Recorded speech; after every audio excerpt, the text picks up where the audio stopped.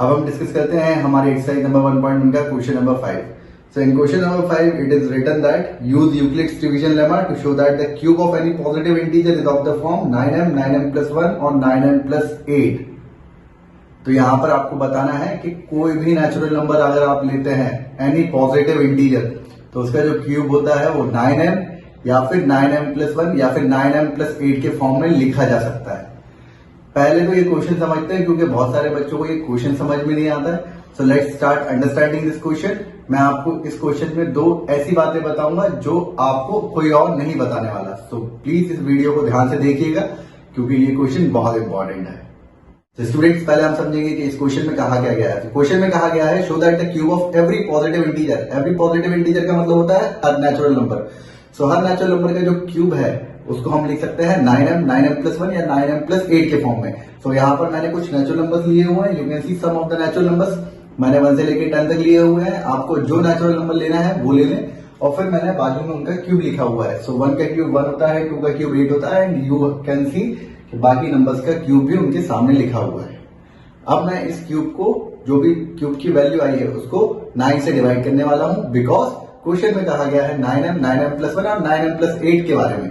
So let us divide the cube by 9. तो 1 तो 9 से डिवाइड होता नहीं है, फिर भी हम उसको लिख सकते हैं 9 into 0 plus 1.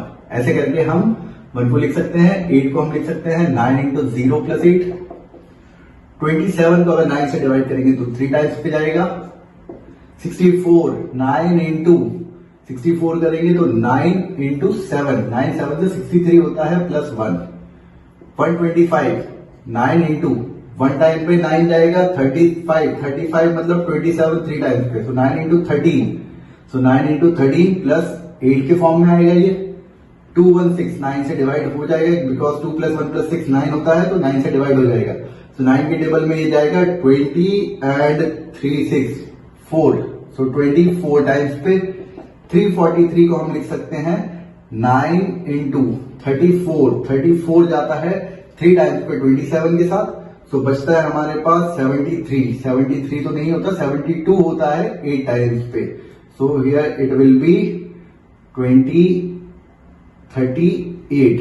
So 9 into 38 plus 1 and 5.2 को हम लिख सकते हैं 9 into 51 45 टाइम्स पे मतलब 5 और फिर बचता है 62 तो नहीं होता है 54 होता है 6 टाइम्स पे plus 8.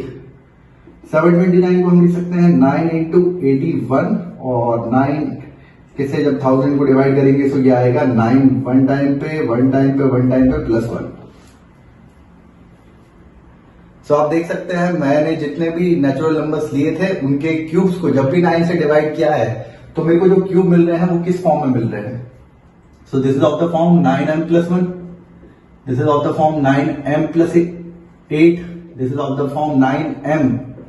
This is again of the form 9m plus 1 9m plus 8 and again 9m plus 1 9m plus 8 and again here it is 9m और फिर से 9m plus 1. तो यही इस क्वेश्चन में हमें एक्सप्लेन करना है पूरा डिटेल में लिखते हुए कि कैसे हर नेचुरल नंबर का जो क्यूब रहता है वो 9 से डिवाइड होने पे या तो 0 रिमाइंडर देता है या फिर 1 रिमाइंडर देता है या फिर 8 रिमाइंडर देता है. इसके जैसा हमने क्वेश्चन नंबर 4 भी किया था इन द प्रीवियस लेक्चर. सो अब हम इस क्वेश्चन के बारे में बात करते हैं. तो हमें हर क्यूब को किससे डिवाइड करना था 9 से एंड जो क्यूब है वो आना चाहिए 9m plus 1 9m plus 8 या 9m के फॉर्म में. यहां पर m की वैल्यू कोई भी अलग नेचुरल नंबर हो सकती है या कोई भी नेचुरल नंबर हो सकती है. So this is what we have to explain in this question. अब बात करते हैं इसके डिटेल सॉल्यूशन की जो हमें बोर्ड में लिखना है. तो स्टूडेंट्स स्टार्ट करते हैं इसका डिटेल सॉल्यूशन. डिटेल सॉल्यूशन करने के लिए हम जो स्ट्रेटेजी अपनाने वाले हैं वो सेम एज क्वेश्चन नंबर 4 के जैसी है. लेकिन क्वेश्चन नंबर 4 में हमने ए तो पॉजिटिव इंटीजर लिया था वो यहां पर भी लेंगे. बात करते हैं बी की. तो बी के लिए हमने वहां पर वैल्यू ली थी 3. यहां पर बी की वैल्यू क्या लेंगे क्योंकि पिछले क्वेश्चन में हमें कहा गया था square of any integer should be of the form 3m plus 1. तो स्क्वायर तो 3m और 3m plus 1 के फॉर्म में लिखना था तो हमने बी की वैल्यू को 3 लिया था. यहां पर हम बी की वैल्यू को क्या लें बिकॉज अगर हम बी की वैल्यू को 9 लेते हैं तो बी की वैल्यू को 9 लेने पे हमें यहाँ पर 9 डिफरेंट केसेस सॉल्व करने पड़ेंगे, क्योंकि बी की वैल्यू अगर 9 होगी तो there will be 9 different remainders, 0 1 2 3 4 5 6 7 8। तो यहाँ पर 9 डिफरेंट केस बनेंगे और हर केस में हमें हर वैल्यू का क्यूब करना पड़ेगा। तो यहाँ पर हमें बी की ऐसी वैल्यू लेनी है जिससे हमें 9 कॉमन भी आ जाए और हमारे पास केसेस भी कम बने। इसीलिए हम यहां पर भी इस क्वेश्चन में बी की वैल्यू 3 लेंगे। वाई 3? क्योंकि हमें 3 से कॉमन निकालने में 9 मिल जाएगा। जब हम 3 का क्यूब करेंगे तो वहां से हमारे पास 9 कॉमन आ जाएगा एंड इसमें ज्यादा केस भी नहीं बनेंगे। कुछ लोग सोचते हैं 2 क्यों नहीं ले रहे, 1 क्यों नहीं ले रहे।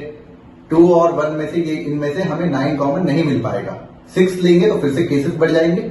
इसीलिए हमें एक ऐसा नंबर लेना है जिसमें 9 कॉमन आ जाए क्यूब करने के बाद एंड जिसमें नंबर ऑफ केसेस कम बने। सो ये बहुत ही इंपॉर्टेंट बात है, बहुत सारे लोगों को इस बात का कंफ्यूजन रहता है। So let us start the detailed solution. तो डिटेल्ड सॉल्यूशन में हमें करना है let A B any positive integer and b is equals to 3।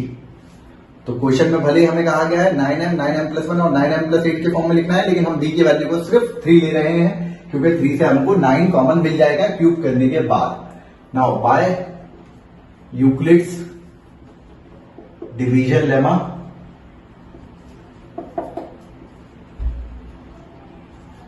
ए होता है BQ प्लस आर के फॉर्म में, जहां पर आर की जो वैल्यू रहती है वो ग्रेटर देन इक्वल्स टू 0 रहती है लेकिन लेस देन बी रहती है।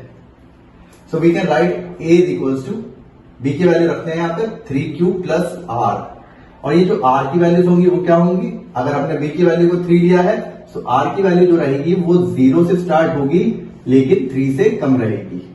So we can write A is equals to 3Q plus R where the value of r is equals to 0 or can be 1 or can be 2. So ऐसे करके हमें question को start करना है। Now there will be 3 different cases. Case 1 होगा हमारे पास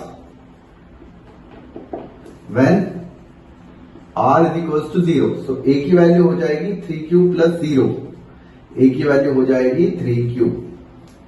So students ये question काफी बड़ा है, इसमें थोड़ी ज्यादा जगह की जरूरत पड़ती है, तो इतना लिखने के बाद मैं इसको रब करके नेक्स्ट पेज पे दूसरा लिखूंगा।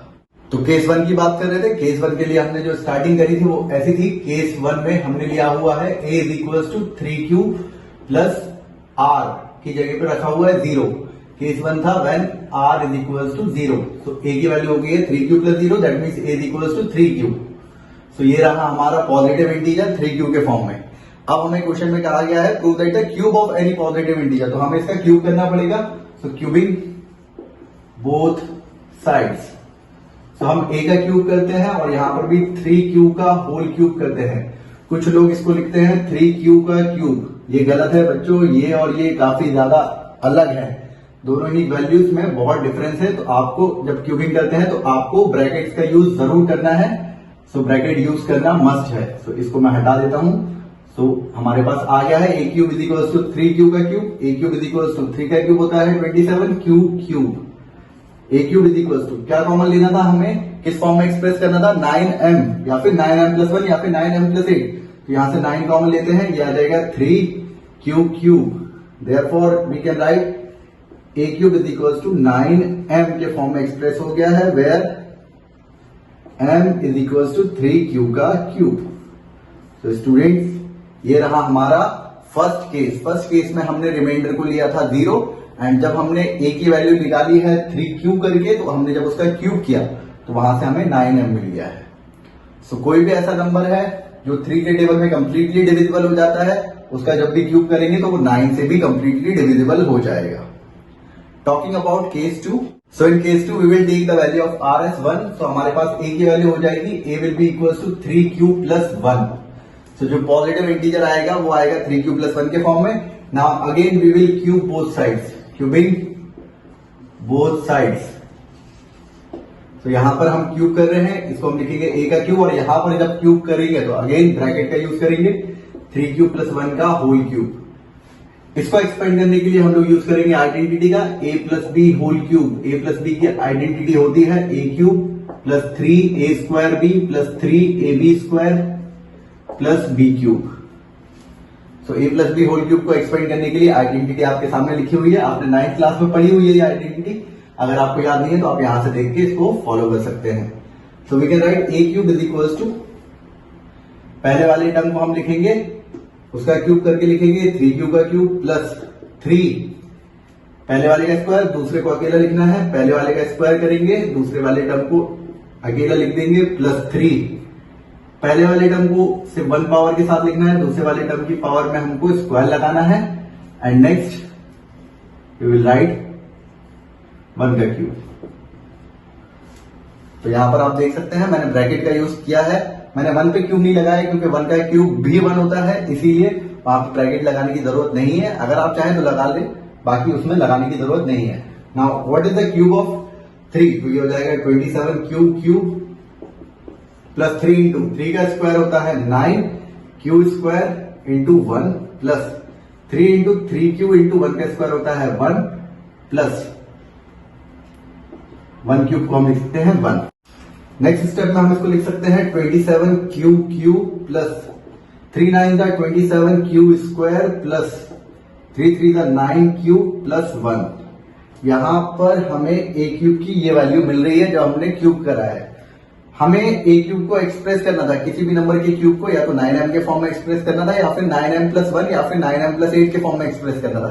देखते हैं क्या इसमें से 9 कॉमन आता है, तो 9 कॉमन निकालने की कोशिश करते हैं। तो 9 कॉमन लिया हमने, यहां पर बच रहा है 3 plus 3 square plus Q and plus 1 से 9 कॉमन नहीं आ सकता, इसीलिए हमने 1 को साइड में ही छोड़ दिया। So therefore you can say that A cube is equal to 9, इस पूरे को हम अगर m मान लेते हैं तो 9m प्लस 1। यहां पर m की वैल्यू को हम लेंगे 3 plus 3 square plus Q. Hence students you can see that cube of ऐसा नंबर, एक ऐसा नंबर जिसको हम लिख सकते हैं 3 प्लस 1 के फॉर्म में। तो जो भी नंबर है जो 3 से डिवाइड होने पर 1 रिमाइंडर देता है, जब भी आप उनका क्यूब करेंगे तो उसको आप 9m प्लस 1 के फॉर्म में लिख सकते हैं। This was our second case. इसके बाद हम सॉल्व करते हैं हमारा लास्ट केस और अब बात करते हैं हमारे आखिरी केस की। आखिरी केस में जो रिमाइंडर की वैल्यू है उसे हमें लेना था 2, तो हमारे पास जो ए की वैल्यू हो जाएगी वो होगी a इक्वल्स टू 3 प्लस 2। ये हमारा लास्ट केस है इस क्वेश्चन का। Now again we will cube both sides, so cubing both sides. तो ये हमारे पास आ जाएगा a cube is equals to 3 plus 2 का होल क्यूब। अगेन इसको एक्सपेंड करने के लिए ये वाले फॉर्मूले का यूज करेंगे। तो a cube is equals to पहले वाले का क्यूब प्लस 3 पहले वाले का स्क्वायर, दूसरे वाले को सिंगल पावर के साथ लिखना है प्लस 3 पहले वाले को सिंगल पावर के साथ लिखना है, दूसरे वाले का स्क्वायर करना है प्लस लास्ट वाले का क्यूब, सो 2 का cube. So here it will be a cube is equals to 3 cube का क्यूब होता है 27 क्यूब प्लस 3 क्यूब का स्क्वायर होता है 9 square into 2 plus 3 into 3 into 2 का स्क्वायर होता है 4 प्लस 8। तो a क्यूब की वैल्यू आ रही है हमारे पास 27 cube plus 3 to the 6 9 the 54 Q square plus 3 3 the 9 4 the, so 9 4 the 36 Q plus 8। क्या स्टूडेंट्स हम इन तीनों टर्म में से 9 कॉमन ले सकते हैं? सो ट्राई करते हैं। 9 कॉमन लिया, यहां पर ये हो जाएगा 3 क्यूब प्लस यहां से 9 कॉमन लेंगे तो 6 स्क्वायर प्लस यहां से 9 कॉमन लेंगे, सो इट विल बी 4 और 8। Therefore we can see that a cube को हम लिख सकते हैं 9, इस पूरे को हम मान लेंगे m प्लस 8 के फॉर्म में। Therefore here m is equals to 3 cube plus 6 square plus 4 तो students you can see here हम कोई सा भी पॉजिटिव इंटीजर लेते हैं और जब भी हम उसका क्यूब करते हैं तो वो सिर्फ 3 तरीके से लिखा जा सकता है, या तो उसको 9m के फॉर्म में लिख सकते हैं, या 9m प्लस 1 के फॉर्म में लिख सकते हैं, या 9m प्लस 8 के फॉर्म में लिख सकते हैं। इस क्वेश्चन में हमने b की वैल्यू को 3 लिया है। 3 क्यों लिया है वो मैं आपको इस लेक्चर की स्टार्टिंग में एक्सप्लेन कर चुका हूं। So this is our question number 5, बहुत ही इंपॉर्टेंट क्वेश्चन है। And with this we end our exercise number 1.1।